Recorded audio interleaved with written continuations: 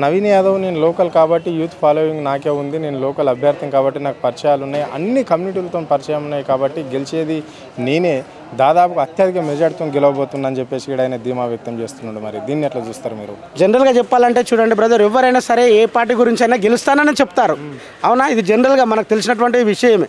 కాబట్టి మనము పబ్లిక్ దగ్గరికి వెళ్ళినట్టయితే పబ్లిక్ మేము చేసిన తిరిగేదాన్ని బట్టి డోర్ టు డోర్ క్యాంపెయినింగ్ దాన్ని బట్టి అయితే ఖచ్చితంగా మేము కారు గుర్తుకే ఓటేస్తామని అంటున్నారు.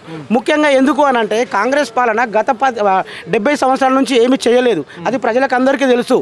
మరి కాంగ్రెస్ ఇచ్చినటువంటి హామీలు మీకు తెలిసినట్టు మట్టుకు కానీ ప్రజలకు తెలిసినటువంటి మట్టుకు కానీ ఏదైనా అమలు అయిందా? ఇప్పటి వరకు ఏది అమలు కూడా కాలేదు. ప్రజల నుంచి స్పందన అనేది కాంగ్రెస్కు మ్యాక్సిమం అయితే ఫెయిల్ అయి ఉంది. ఈ విధంగా ఇక్కడ 6 గ్యారంటీలు అమలు చేస్తున్నాం కాబట్టి ఆ ప్రజలు మా వైపు ఉన్నారు. ముఖ్యంగా మహిళల ఓటు మాకు ఎంతో ప్రామాణికం, మహిళలు మా వైపు ఉన్నారు అని చెప్పేసి కూడా ఇక్కడ రాష్ట్ర ముఖ్యమంత్రి ధీమా వ్యక్తం చేస్తున్నాడు. నవీన్ యాదవ్ను గెలిపించుతాము అని చెప్పేసి కూడా ఇక్కడ దాదాపుగా ఎలక్షన్ కంటే ముందు ఎప్పుడైతే మాగాటి గోపీనాథ్ చనిపోయాడో అప్పటి నుంచి కూడా ఇది కాంగ్రెస్ పార్టీకి అడ్డగా మారిపోయింది. అంటే అనేక మంది మంత్రులు కూడా ఇక్కడ వచ్చి మీ ఏరియాలో ఇక్కడనే ఉంటూ ప్రజలను ప్రేరేపిస్తూ అభివృద్ధి చేస్తామని కూడా చెప్తున్నారు. దీన్ని ఎట్లా చూస్తారు? ఇప్పటికే 200 కోట్లు జుబ్లీస్ నియోజకవర్గానికి బడ్జెట్ కూడా కేటాయించడమని చెప్పారు. నవీన్ యాదవ్ కూడా అభివృద్ధి జరుగుతుంది అని చెప్తున్నాడు.